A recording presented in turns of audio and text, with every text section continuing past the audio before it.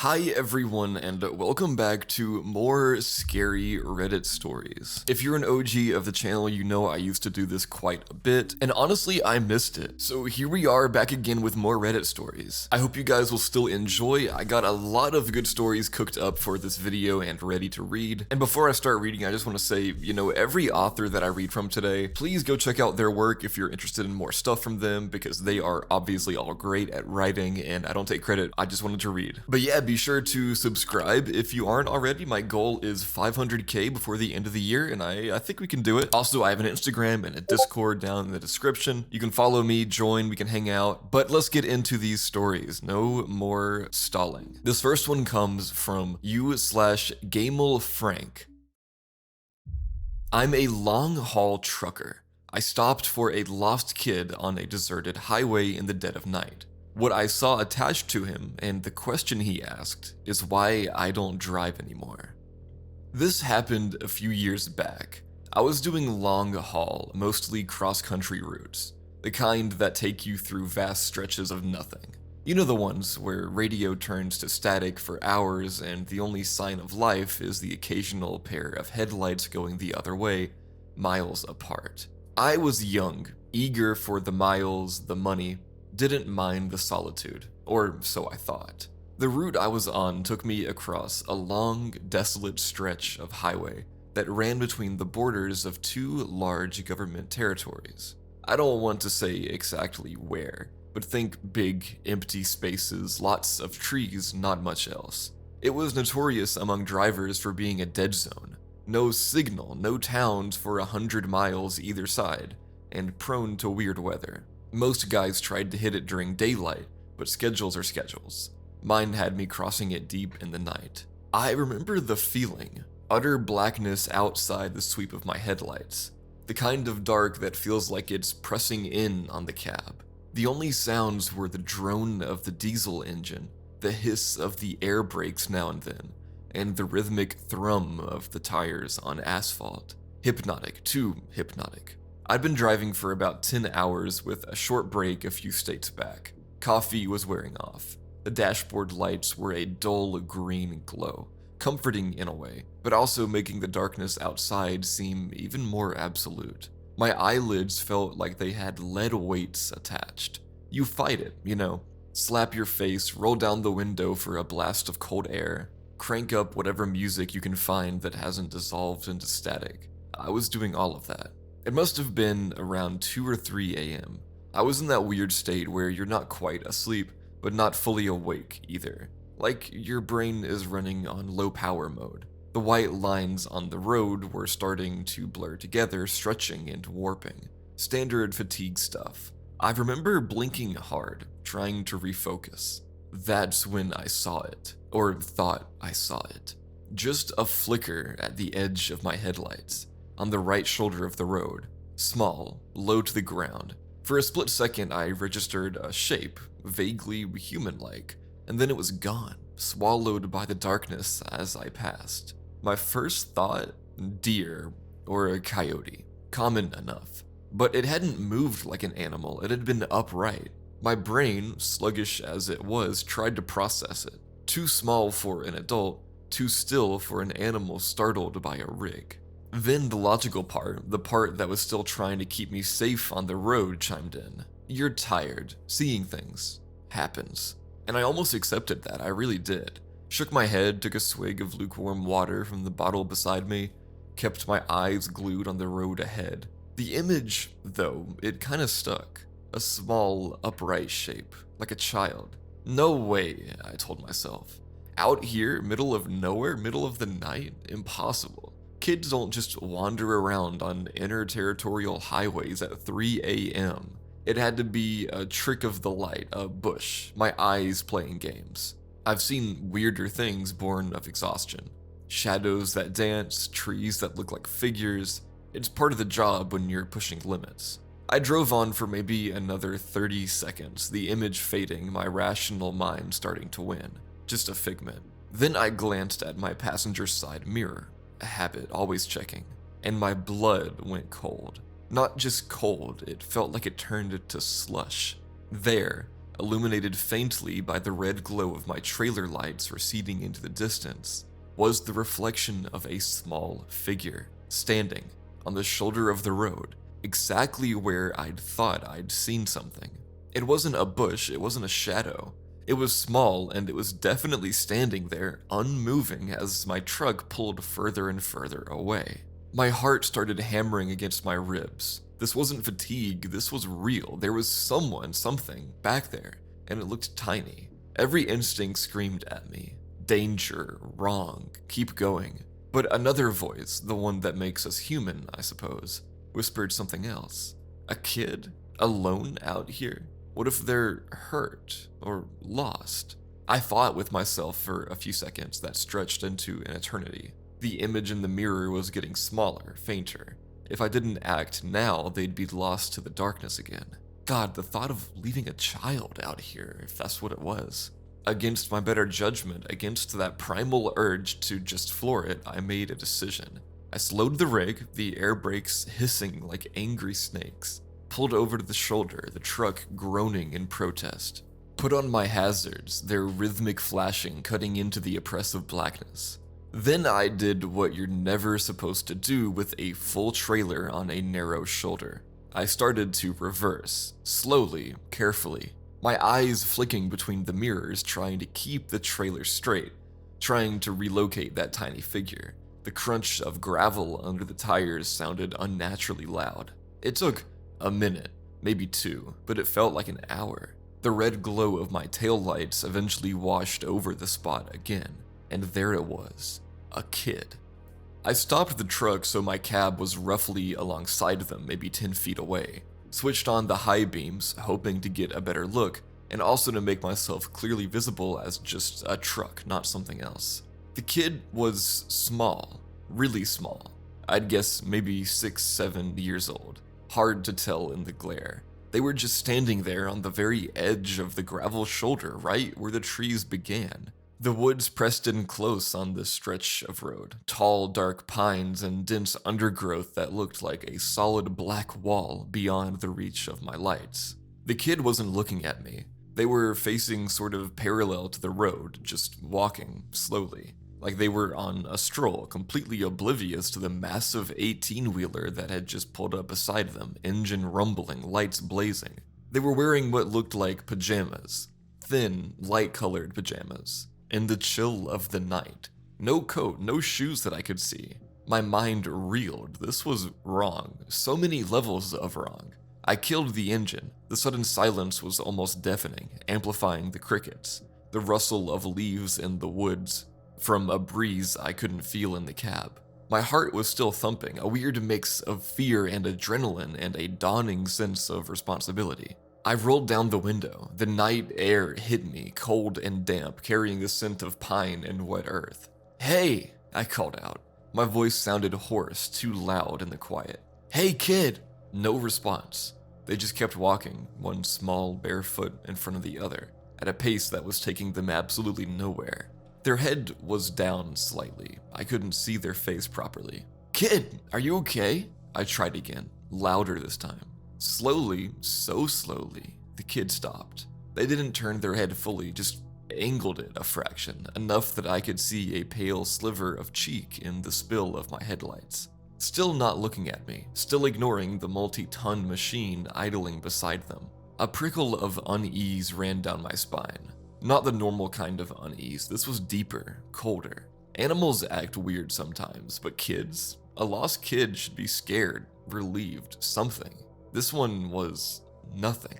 "What are you doing out here all alone?" I asked, trying to keep my voice calm, friendly, like you're supposed to do with a scared kid, even though this one didn't seem scared at all. "It's the middle of the night." Silence. Just the sound of their bare feet scuffing softly on the gravel as they took another step, then another, as if my presence was a minor inconvenience, a background noise they were choosing to ignore. This wasn't right. My internal alarm bells were clanging louder now. My hand hovered near the gear stick. Part of me wanted to slam it into drive and get the hell out of there. But the image of this tiny child, alone, possibly in shock, I couldn't just leave, could I? Where are your parents? I pushed, my voice a bit sharper than I intended. Are you lost? Finally, the kid stopped walking completely. They turned their head just a little more, still not looking directly at my cab, more towards the front of my truck into the glare of the headlights. I could see their face a bit better now, pale, featureless in the harsh light, like a porcelain doll, small, dark smudges that might have been eyes. No expression, none. Not fear, not sadness, not relief, just blank, an unreadable slate. Then a voice, small, thin, like the rustle of dry leaves. Lost. Just that one word. It hung in the air between us. Relief washed over me, quickly followed by a fresh wave of concern. Okay, lost, that's something I can deal with. Okay, kid, lost is okay. We can fix lost. Where do you live? Where were you going?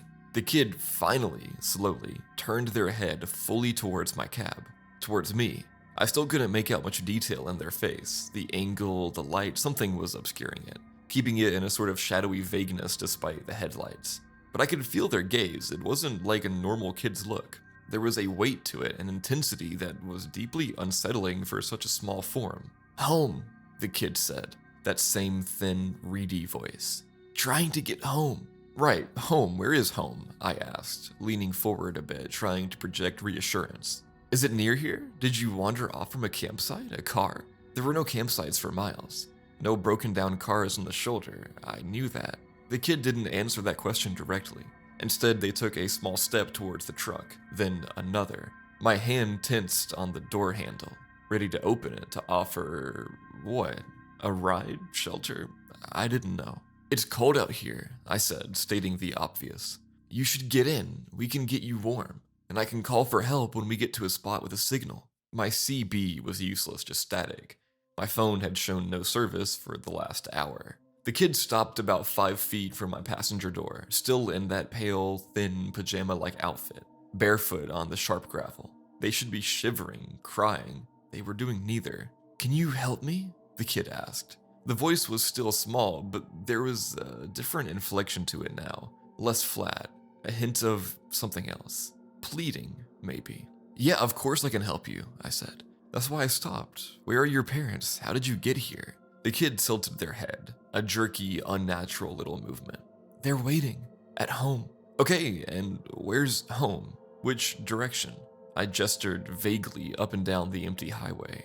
The kid didn't point down the road. They made a small, subtle gesture with their head, a little nod toward the trees, toward the impenetrable darkness of the woods lining the highway. In there, the kid said. My stomach clenched. In the woods? Your home is in the woods? Lost, the kid repeated, as if that explained everything. Trying to find the path. It's dark. Yeah, it's very dark, I agreed, my eyes scanning the tree line. It looked like a solid wall of black, no sign of any path, any habitation, just dense, old-growth forest. The kind of place you could get lost in for days, even in daylight. Can you come out? The kid asked.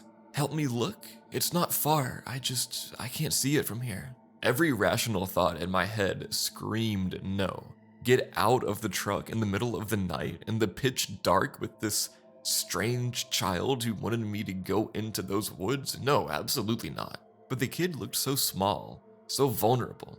If there was even a tiny chance they were telling the truth, that their house was just a little way in and that they were genuinely lost. I don't think it's a good idea, buddy, I said, trying to sound gentle. It's dangerous in there at night, for both of us. Best thing is for you to just hop in here with me. We'll drive until we get a signal, and then we'll call the police or the rangers, and they can help you find your home properly. The kid just stood there, that blank, unreadable face fixed on me. But it's right there, they insisted, their voice a little more insistent now. Just a little way. I can almost see it. If you just step out, the light from your door would help. My skin was crawling. There was something profoundly wrong with this scenario. The way they were trying to coax me out, the lack of normal emotional response, the pajamas, the bare feet, the woods. I looked closer at the kid, trying to pierce that strange vagueness around their features. My headlights were bright, but it was like they absorbed the light rather than reflected it. Their eyes, I still couldn't really see their eyes, just dark hollows. I really think you should get in the truck, I said, my voice firmer now. It's warmer in here. We can figure it out together. The kid took another step closer. They were almost at my running board now. Please, they said, that reedy voice again. My leg hurts. I can't walk much further. If you could just help me a little, just to the path. My internal conflict was raging.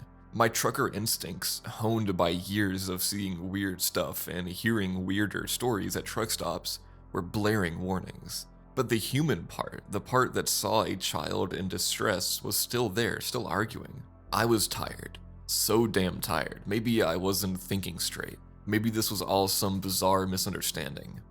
I squinted, trying to see past the kid, towards the tree line they'd indicated. Was there a faint trail I was missing, a flicker of light deep in the woods? No, nothing, just blackness. Solid, unyielding blackness. And then I saw it. It wasn't something I saw clearly at first. It was more like an anomaly, a disturbance in the darkness behind the kid. The kid was standing with their back mostly to the woods, facing my truck. Behind them, the darkness of the forest was absolute, or it should have been, but there was something connected to them, something that stretched from the small of their back, from under the thin pajama top, and then disappeared into the deeper shadows of the trees. At first, I thought it was a trick of the light, a weird shadow cast by my headlights hitting them at an odd angle. Maybe a rope they were dragging, a piece of clothing snagged on a branch. I leaned forward, trying to get a clearer view. The kid was still talking, their voice a low, persistent murmur. It's not far. Please, just help me. I'm so cold. But I wasn't really listening to the words anymore. I was focused on that thing behind them. It wasn't a rope, it wasn't a shadow. It was a tube. A long, dark, thick tube. It seemed to emerge directly from the kid's lower back, impossibly, seamlessly. It was a dark mat, like a strip of the night itself given form, and it snaked away from the child, maybe 10, 15 feet, before disappearing into the inky blackness between two thick pine trees.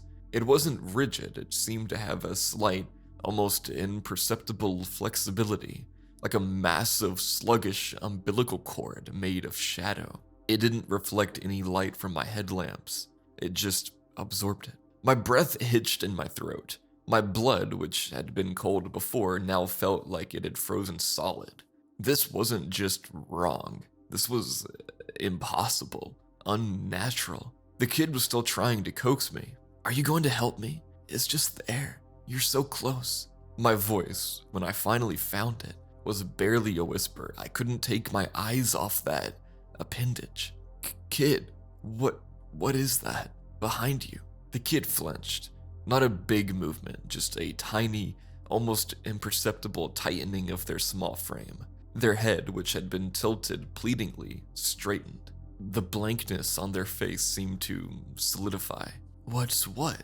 They asked, their voice suddenly devoid of that pleading tone. It was flat again, colder. That thing, I stammered, pointing with a shaking finger. Coming out of your back, going into the woods. What is that? The kid didn't turn to look. They didn't need to. Their gaze, those dark, unseen eyes, bored into me. It's nothing, they said. The voice was still small, but it had a new edge to it, a hardness. You're seeing things. You're tired. They were using my own earlier rationalization against me. No, I said, my voice gaining a tremor of conviction, born of sheer terror. No, I'm not. I see it. It's right there. It's connected to you. The kid was silent for a long moment. The only sound was the thumping of my own heart, so loud I was sure they could hear it. The crickets had stopped. The wind seemed to die down. An unnatural stillness fell over the scene. Then the kid's face began to change. It wasn't a dramatic movie monster transformation. It was far more subtle and far more terrifying. The blankness didn't leave, but it sharpened. The pale skin seemed to tighten over the bones. The areas where the eyes were, those dark smudges, seemed to deepen, to become more shadowed, more intense, and a flicker of something ancient and truly alien passed across their features. It wasn't human anger. It was something older, colder, and infinitely more patient, now strained to its limit. The air in my cab suddenly felt thick, heavy, hard to breathe. "Just come out of the truck," the kid said. And the voice, oh God, the voice.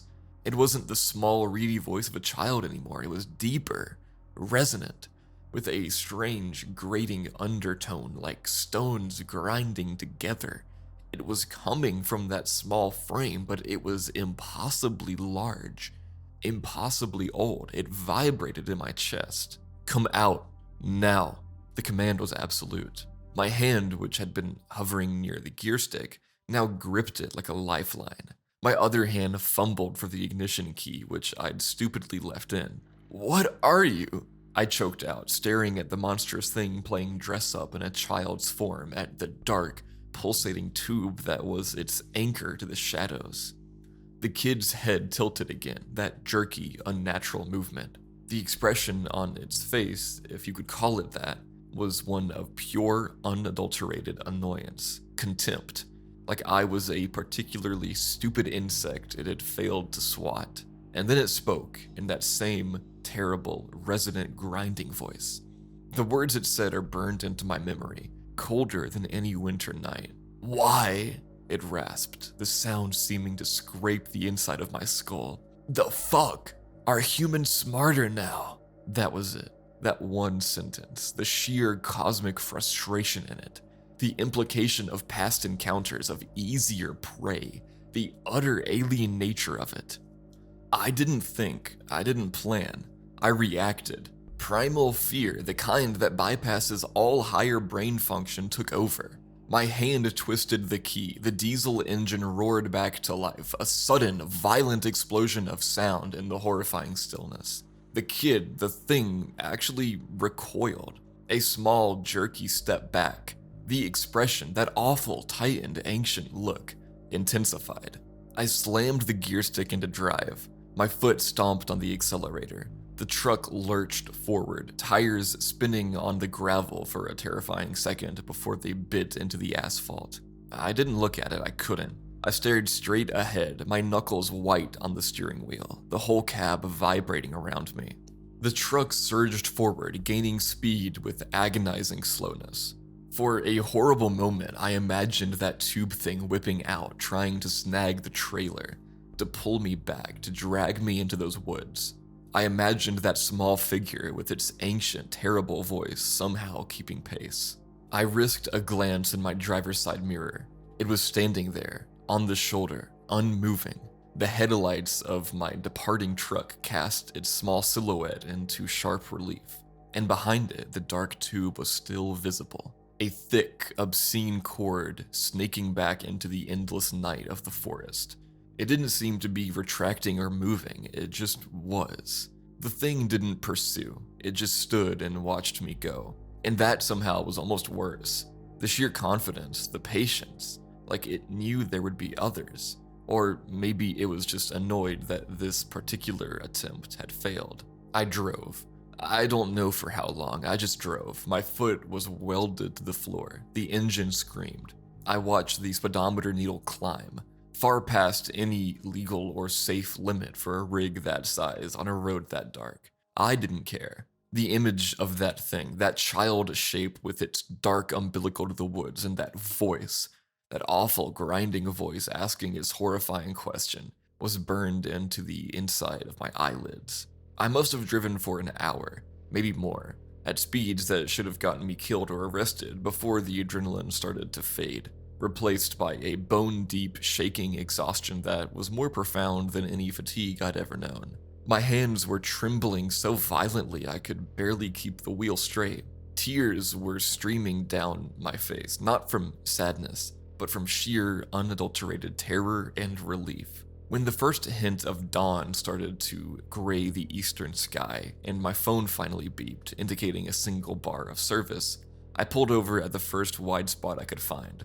I practically fell out of the cab, vomiting onto the gravel until there was nothing left but dry heaves.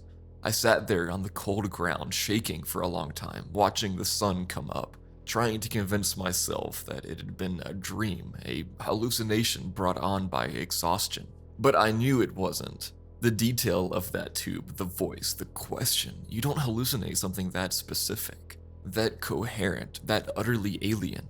I never reported it. Who would I report it to? What would I say? Officer, I saw a little kid who was actually an ancient cosmic horror tethered to the woods by a nightmare umbilical cord and it got mad because I didn't want to be at dinner. They'd have locked me up, breathalyzed me, drug tested me, sent me for a psych eval. I finished that run on autopilot, dropped the load, drove my rig back to the yard, and I quit. I told them I was burned out and needed a break. They tried to convince me to stay, offered me different routes, more pay. I just couldn't. Every time I closed my eyes, I saw that kid, that tube, those woods. Every dark road felt like a trap. I found a local job, something that keeps me home at night. I don't drive in remote areas anymore if I can help it, especially not at night. I still have nightmares. Sometimes when I'm very tired, driving home late from somewhere, I'll see a flicker at the edge of my vision on the side of the road, and my heart will try to beat its way out of my chest. I don't know what that thing was. An alien, a demon, something else, something that doesn't fit into our neat little categories. All I know is that it's out there, and it's patient, and it seems to have learned that its old tricks aren't as effective as they used to be. Why the fuck are humans smarter now? That question haunts me. It implies they weren't always. It implies that once upon a time, we were easier. That maybe, just maybe, people like me, tired and alone on dark roads, used to just step out of the cab when asked, and were never seen again. So if you're ever driving one of those long, lonely stretches of road deep into the night, and you see something you can't explain, maybe just keep driving. Maybe being smarter now means knowing when not to stop, knowing when to ignore that little voice telling you to help because what's asking for help might not be what it seems. Stay safe out there, and for God's sake, stay on the well-lit roads. I bought a house in an abandoned town to get some peace. I think it's fixing me instead. This one comes from u/soft-statement7443. I don't know why I'm writing this. I'm not a forum guy, but I'm alone out here and I have to tell someone, anyone, just to get it out of my own head. So if I do go crazy, at least there's a record of it. I torched my life about a month ago. Job, apartment, relationship, the whole thing. I'm an architect, or I was. Had a full-blown burnout, the kind that leaves you feeling hollowed out, you know? I just needed quiet, needed to start over. I found this listing online, a house going for practically nothing. The catch was its location, the middle of nowhere in a derelict 60s housing development that went bust. The town's name is Aethelberg. Sounded perfect, a place where the world couldn't find me. When I got here, it was even deader than I imagined. A ghost town of asphalt and weeds, perfectly laid out streets that led nowhere, rusted streetlights standing like skeletal sentinels. All the houses are identical, these sad little copy-pasted boxes, all of them empty and rotting. Except mine. Mine was clean, too clean. Like someone had been here a week ago and scrubbed the place down. The first few days were bliss. The silence, I'd forgotten what real silence was. Not city quiet, which is just a low hum. This was a deep, heavy quiet that felt like it was pressing on my eardrums. I started unpacking slowly, starting to feel human again. That's when the little things started. The first thing, it was a picture frame, an old photo of my parents. I'd put it on the mantelpiece over the brick fireplace. One evening, I'm walking to the kitchen to get a drink. I stop, I pick up the frame, and I move it, maybe 4 inches to the left. The thing is, I don't remember deciding to do it. My hand just did it. Like an autopilot thing, you know? Like when you're driving and you suddenly realize you don't remember the last 5 miles. But after I did it, after the frame was in its new spot, I felt this wave of calm, relief. Like an itch I didn't even know I had was finally scratched. I figured, okay, whatever, stress, nerves, it's a new place, I'm just settling in. A few nights later, I woke up. Not because of a noise, I just woke up. Eyes wide open and pitch black. I wasn't in my bed, I was standing in the kitchen. The linoleum was ice cold under my feet. It took me a second to figure out where I was. I hadn't turned on the light. The only light was the pale moonlight filtering through the window over the sink. And I saw what I had done. Every can of food I owned, I'd taken every single one out of the pantry. Tuna, corn, beans, soup, all of it. Every can of food I owned, I'd taken every single one out of the pantry. Tuna, corn, beans, soup, all of it. And I'd stacked them. Not just in a pile. I'd built a perfect symmetrical pyramid on the countertop. It was flawless. I have no memory of doing this. None. The last thing I remember is reading in bed and turning off the light. And the scariest part, the part that's really messing with my head, is that my first reaction wasn't fear, it was satisfaction. I looked at that pyramid of cans in the dark, and some quiet, calm part of my brain just went, there, that's better. The panic didn't hit until I was back in bed shivering. Am I sleepwalking? I've never sleepwalked in my life, but maybe stress can trigger it, a new environment. I kept trying to find a logical reason. I had to, because the alternative was just not possible. But it kept happening. It's still happening. I'm not just sleepwalking anymore. I find myself doing things during the day. I'll be in the middle of something and I'll just zone out. I'll come to and I'll find I've spent the last hour organizing the books on my shelves. Not by author, not by title, but by the exact shade of their color, from lightest to darkest. I found myself on my hands and knees in the bathroom scrubbing the grout between the tiles with a toothbrush until it was pristine white. I don't remember starting, I just wake up in the middle of it, my back aching with that same weird, creepy feeling of a job well done. I'm becoming obsessive. That's the only rational explanation. The isolation is getting to me, triggering some latent OCD I never knew I had. My whole day is consumed by it now. Everything has to be perfect, symmetrical. If a coaster is off-center on the coffee table, it's not just annoying, it feels wrong. Physically wrong. I get this knot in my stomach, this rising anxiety that doesn't go away until I fix it. The problem is, it's working. The burnout, the anxiety, the reason I came here in the first place, it's all gone. It's been replaced by this obsession with order. It's like my brain has traded one illness for another. And the new one is so much quieter, so much calmer. I tried to fight it, I swear I did. 3 days ago, I decided, fuck it, I'm not a slave to this. I deliberately messed up the living room. I left a coffee table on the floor. I tossed a book onto the sofa instead of putting it back on the shelf. I tried to just live in it, to be a normal, messy human being. I thought I was going to die. It started with a headache, a dull throb behind my eyes. Then a noise started, a low, deep hum. So low it was more of a feeling than a sound. It felt like the house was vibrating. Made my teeth ache. I lay on my bed for hours, curled up in a ball, sweating. The pressure in my head building and building. I felt like my skull was going to crack open. I couldn't take it. Around dawn, I gave up. I got up, my head pounding, and I cleaned the living room. I put the cup in the sink. I put the book back on the shelf in its correct color-coded spot. I straightened the rug. The second I finished, the instant the room was back in perfect order, it stopped. The headache vanished. The humming cut out. Just silence. And that wave of calm washed over me again. It's not just in my head, it can be. OCD doesn't give you a physical vibrating hum in your house. It doesn't stop the second you align your books.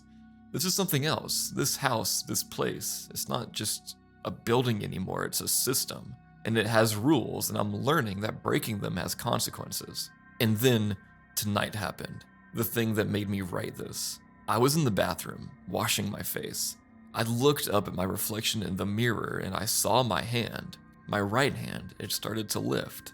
I didn't tell it to. I tried to stop it. I swear to God, I focused all my will telling my arm to stay down.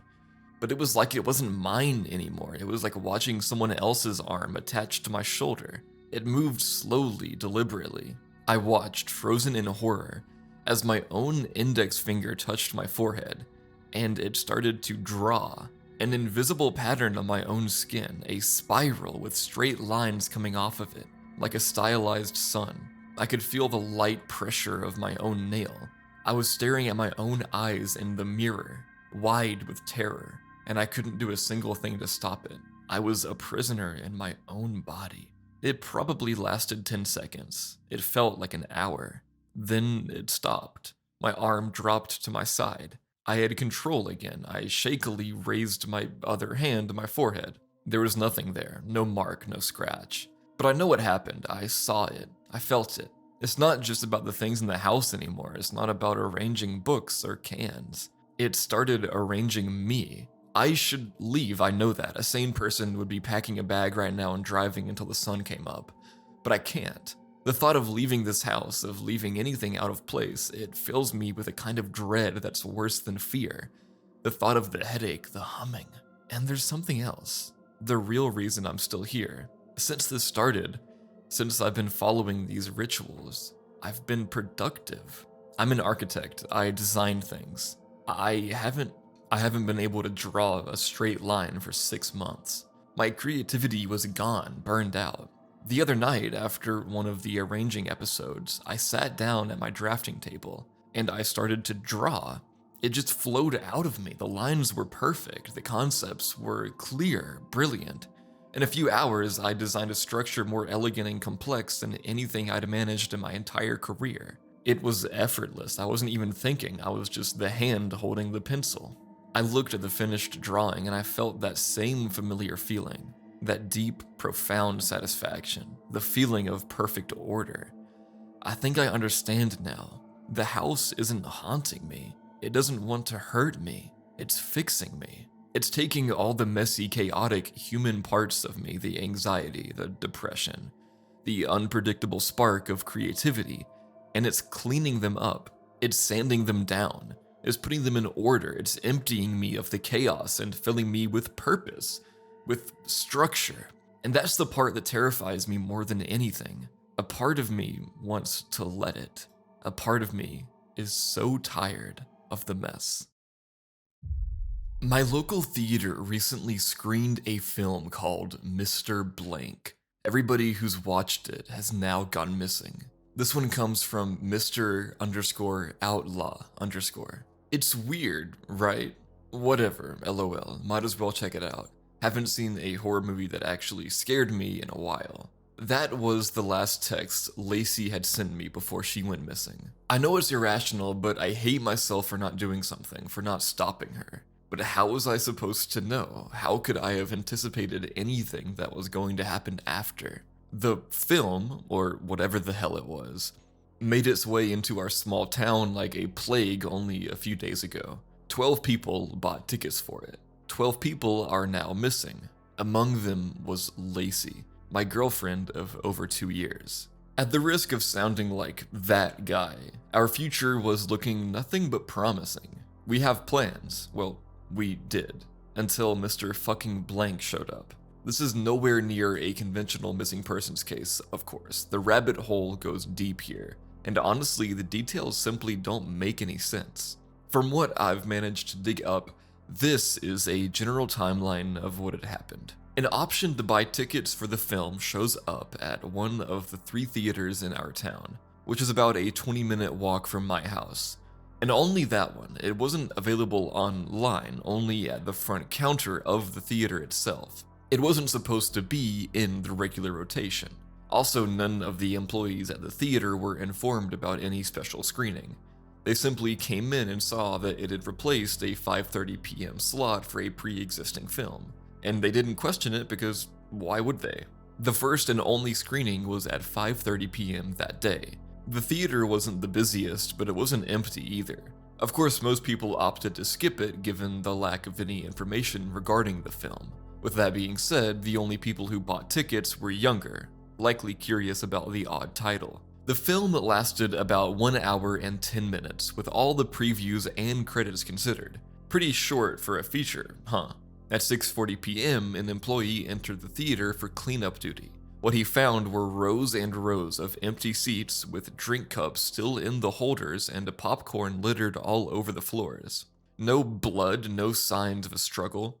Nobody had left or entered the theater after the film had begun, with confirmation from the security cameras. The theater itself had no cameras inside, so that part remains a mystery. The screen allegedly consisted of nothing but a dark static. That's what we were told, at least.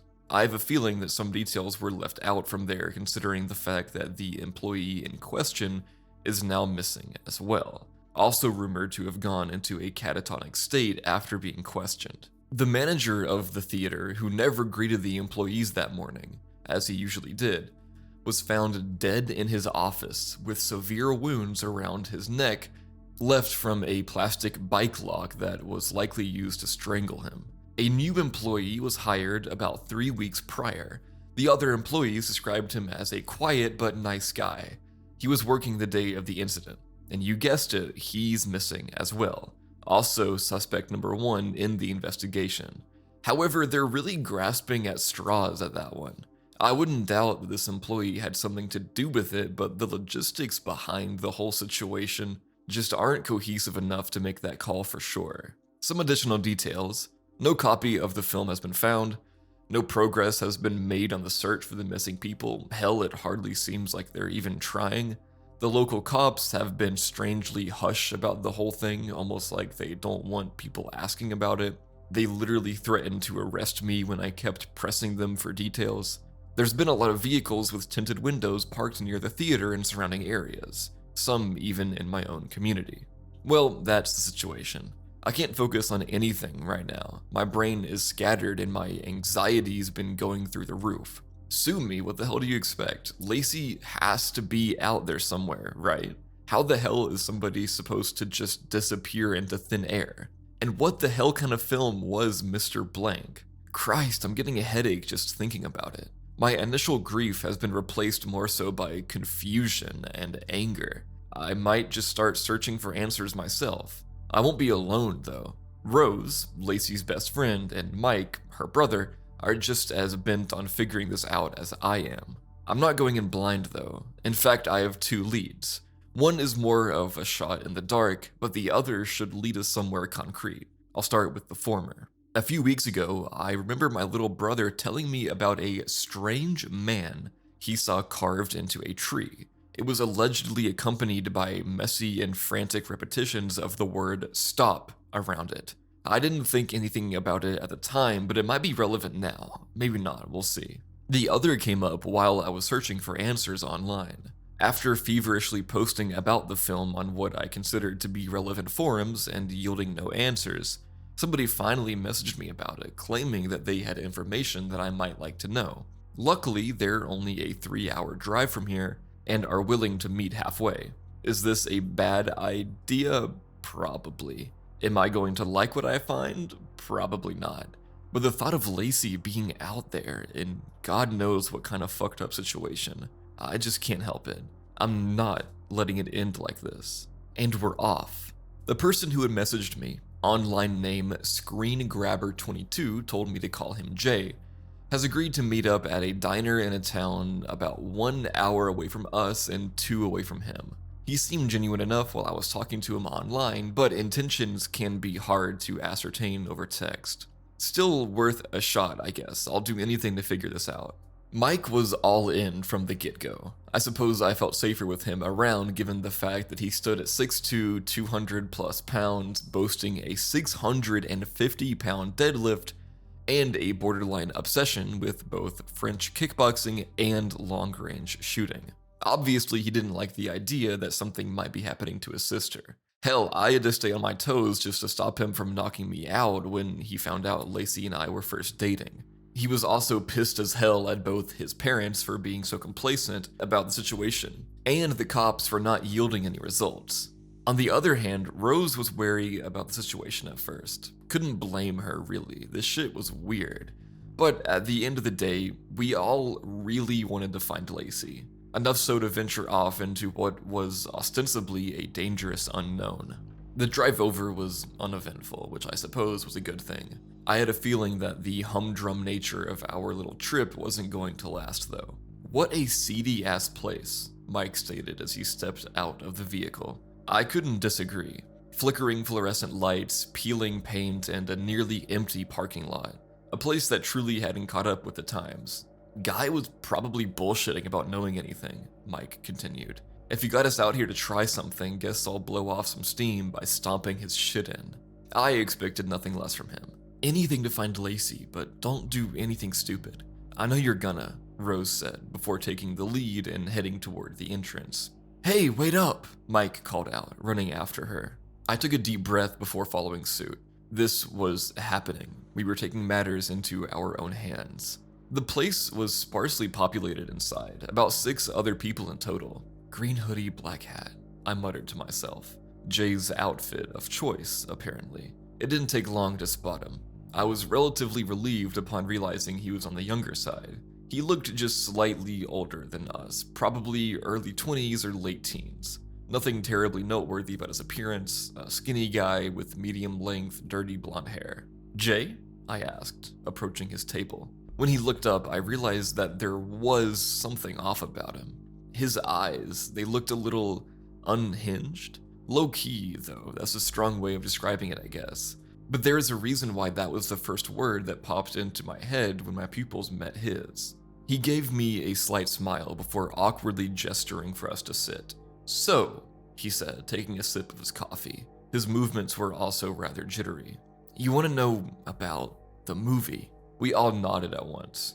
He let out a weird noise, something like halfway between a sneer and a cough. But why? How do you even know about it to begin with? Does it matter why? Mike spoke up.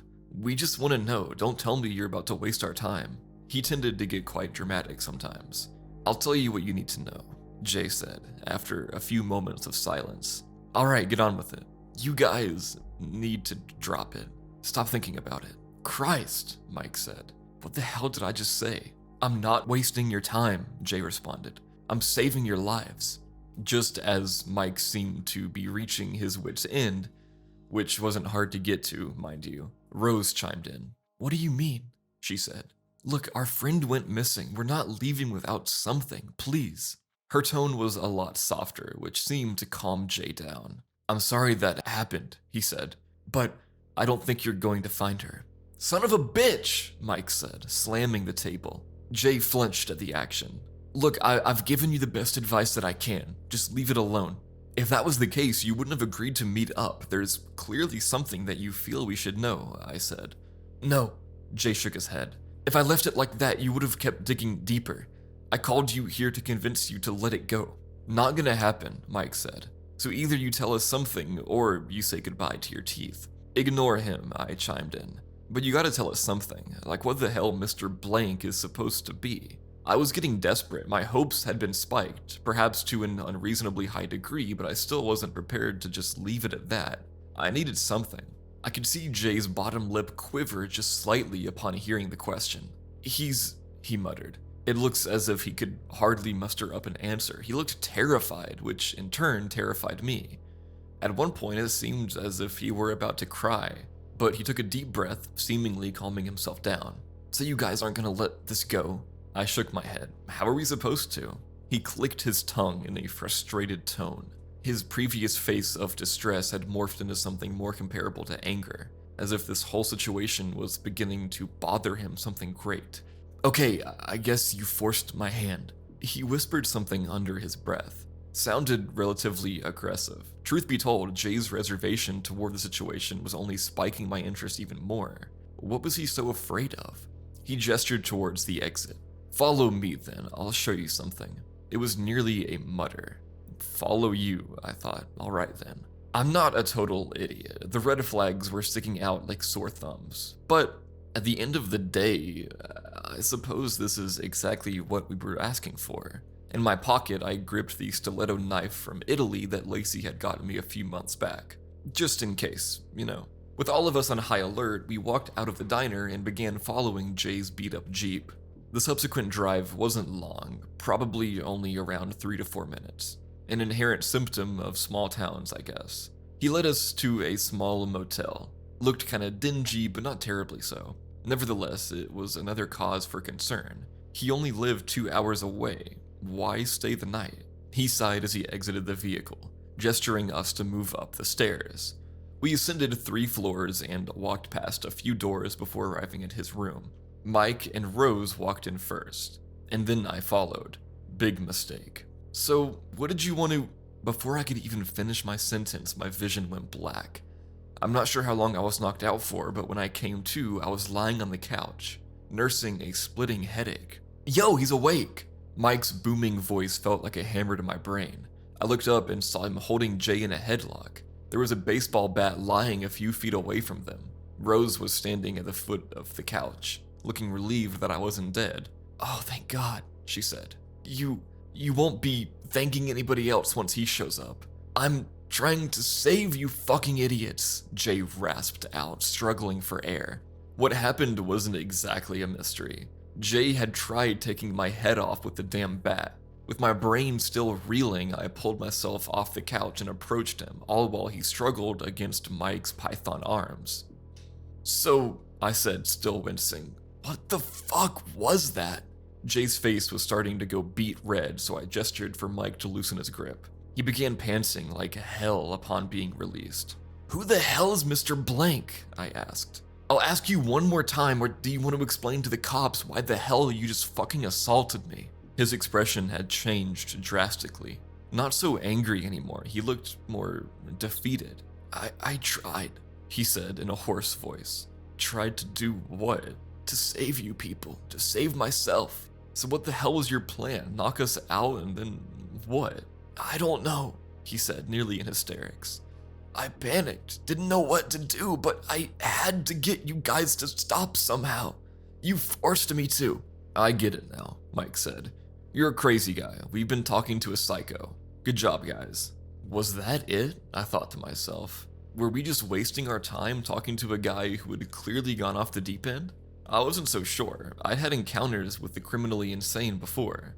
My father had worked security at a psychiatric ward, and I'd visited him there a few times before. This guy, he just didn't fit the bill. I suppose his words sounded genuine. Of course, I couldn't know for sure, so I remained cautious. Jay slumped against a wall, tilting his head back against it. I could never escape him, he said. I don't think anybody ever does. Who? I asked, already expecting the answer I was about to receive. He looked over at me directly. Mr. Blank. His voice quivered. It seemed as if merely saying the name caused him a great deal of discomfort. I don't know where he came from, what he even is.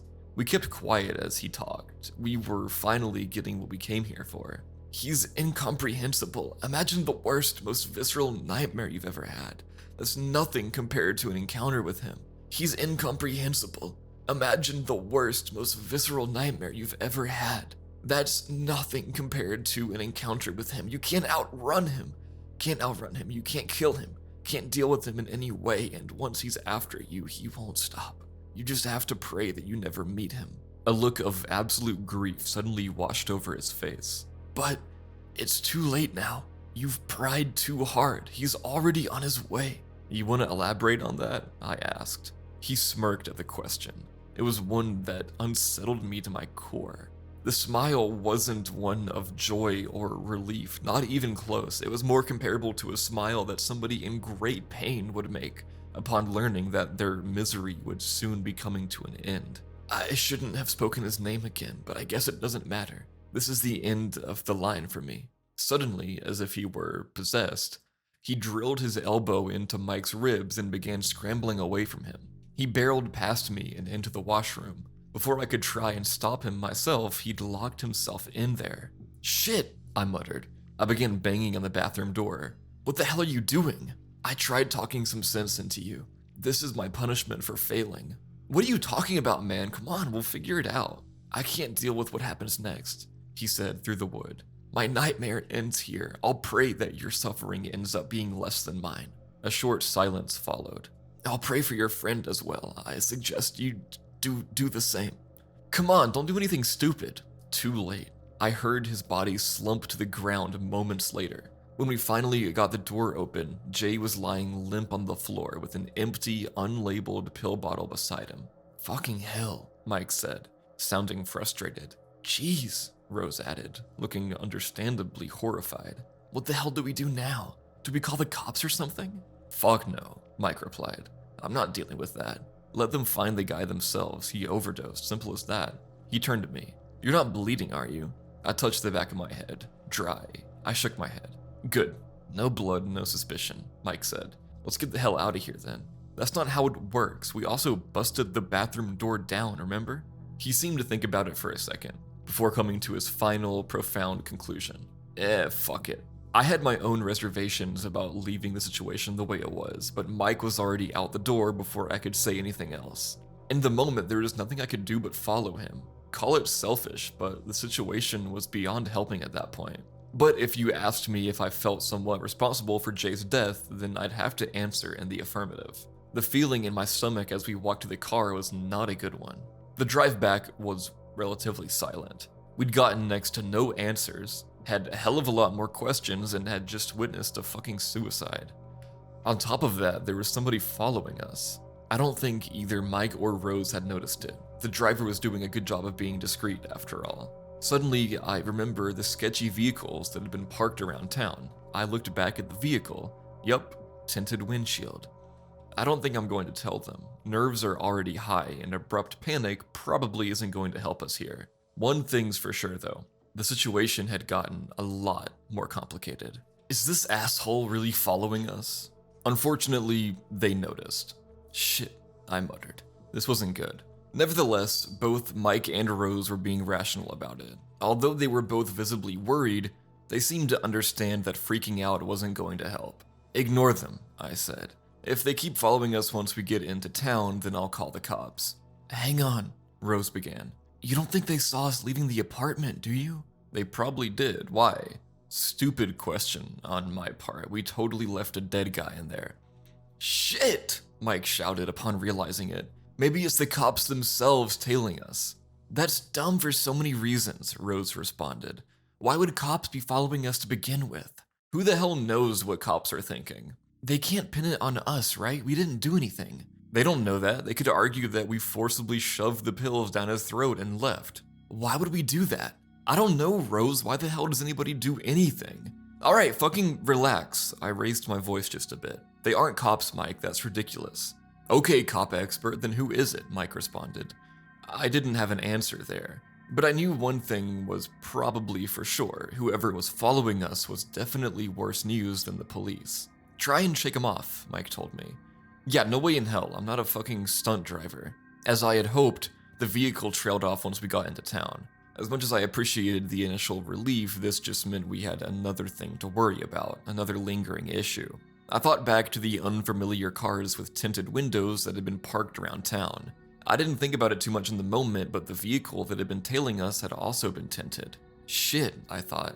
This whole situation was getting a bit too complicated for my liking. Not that this was an enjoyable experience to begin with. We parked at a nearby gas station, not wanting to reveal where any of us lived just yet. I still couldn't quite shake the feeling that we were being followed after all. Of course, Mike was against this. These motherfuckers probably know where we live already, he said.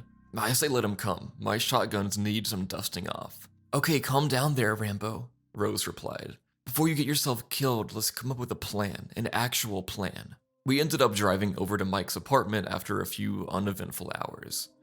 But before we could come up with anything at all, Mike and Rose ended up passing out. I had no idea how they found it in themselves to sleep. After everything that had happened, I simply couldn't. Paranoia was also starting to creep up on us, causing me to constantly check the street to see if anybody was out there waiting for us. But as the night went on, nobody showed up. Either that or they were doing a hell of a good job being discreet. But eventually I succumbed to fatigue myself. I woke up next to the windows, the sun stinging my eyes. Mike was cooking up breakfast sausages and Pop-Tarts in the kitchen. Breakfast of champions, I suppose. Okay, Mike said, through a mouthful of pork. Last night was bunk. What now? I suppose it was time for a shot in the dark. The forest. Mike and Rose weren't too enthused at the idea. I could hardly blame them. However, our options were running relatively slim. No other avenues to really investigate. Graffiti in the forest. Well, we're getting desperate, huh? Mike sighed, putting his head down. But he got up after only a few moments, grabbing his jacket. Desperate it is. I never really liked the forest. The place always spooked me as a kid. Can't say I'm too fond of it as an adult either. It just feels so claustrophobic, you know? Surrounded by dead trees, but exposed at every conceivable angle. Maybe I'm just weird. I tried to suppress those thoughts when we walked in. Where'd your brother say he found it? Rose asked. Near the creek. Very specific, Mike said. And what the hell are we supposed to do once we find it? I don't know, maybe we'll find a clue somewhere. The words came out of my mouth with zero confidence, and it was obvious. What the hell kind of clue were we supposed to be looking for? As we continued walking, we passed the time by contemplating what Mr. Blank might be. A serial killer? Perhaps we needed to look at it from a supernatural angle. Some kind of monster or demon maybe? But what was its connection to the theater? The whole situation was maddening to think about. Nothing made any sense. After about 20 minutes of inspecting each and every tree near the creek, we finally found it. The carvings that my brother was talking about. Huh, Mike commented upon seeing it. Pretty spooky. I couldn't disagree. It was more or less the way that my brother had described it. Very strange indeed. It was difficult to make out any real features of the man depicted in the carving. Well, I guess it was a man, humanoid at the very least. It appeared to be tall, wearing some kind of long, sweeping coat. There was a strange pattern covering the torso, almost looked like bones. Hard to tell given the nature of what we were looking at. And then there was the head, no facial features, blank if you will. And of course it was accompanied by the word stop scribbled all over. I could only describe the nature of the writing as distressed. Was it just a coincidence? I doubted that. What the hell are we getting into here? I heard Mike mutter under his breath. I looked over at Rose, trying to gauge her reaction as well. She certainly looked frightened as expected, but not in the same way that Mike was. The fear on her face appeared to stem from a more urgent matter. Do you guys? She began asking. Don't panic, but I'm pretty sure somebody's following us. The hairs on the back of my neck stood up. I realized something. We had been careless. Even though we were being tailed last night, we didn't bother carrying that caution over to the morning. Hell, I didn't even look over my shoulder when I'd first walked into the forest. Mike clicked his tongue loudly, looking agitated. Okay, asshole, come out, he shouted. Jesus, Mike, Rose and I said in unison. I don't want to draw this out. He reached into his back pocket and pulled out a pistol. Gotta come prepared. Learned that yesterday, didn't we? The next few moments comprised of a tense silence. Well, maybe not. I'm pretty sure everybody could hear my heart beating out of my chest. All right. I flinched as a deeper voice called out. All right. I flinched as a deeper voice called out from an indistinguishable location. I suppose there's no point in keeping this up. I see you have a gun, kid. I'm coming out, so don't shoot. I could see movement within the maze of trees. Mike clicked the safety off and aimed the weapon toward the general area it was coming from. Are you stupid? He said. Also, I'm 24. Don't call me a fucking kid. Whoever had been following us didn't hesitate, continuing toward us. It's not like your age makes you less of a kid. I've known 13-year-olds that I would consider men already, given what they've been through. The voice eventually revealed himself. He looked to be in his early 30s, dressed in a windbreaker and well-tailored pants. He was about a head shorter than Mike, with wavy hair, a clean-shaven face, and a world-weary look in his eyes. There was also a substantial scar running down his left cheek, but beyond that, he was probably one of the best-looking guys I've seen in my life. Not an important detail, but whatever. You're not gonna shoot me, kid. So why do you stop pretending like you're even considering it? He said, in just about the most confident tone I've ever heard in my life. Mike gripped the pistol, the veins bulging in his hand. Don't push your luck. I'll introduce myself, he said, ignoring the threat. He reached into his coat pocket, which made Mike flinch, and pulled out a pretty official-looking FBI badge and identification card. His first name was Finn. His thumb was covering up his last name. Maybe it was a conscious decision. I'm not really concerned with whether or not you believe my credentials, but I'm curious. What are you kids doing out here? Why the hell should I tell you? Mike asked, still trying to sound assertive. Savin sighed before looking at Rose. Darling, could you please ask your friend to put the gun down? He's gonna get himself hurt. He looked back at Mike. Keep it in your hand if it makes you feel safer, though. Rose obliged, nudging Mike. Come on, she whispered. That's not gonna end well. Mike mumbled something angrily before obliging himself. Savin nodded and smirked. Now, regarding my question, what's the deal here? He was certainly pretending like he didn't already know. The missing people, I said. I'm sure you're familiar with the rest of the details, probably more so than we are. He nodded before looking down. Yeah, it's a strange case. Mike scoffed. Strange? My sister's missing. If you know what the fuck's going on, then tell us.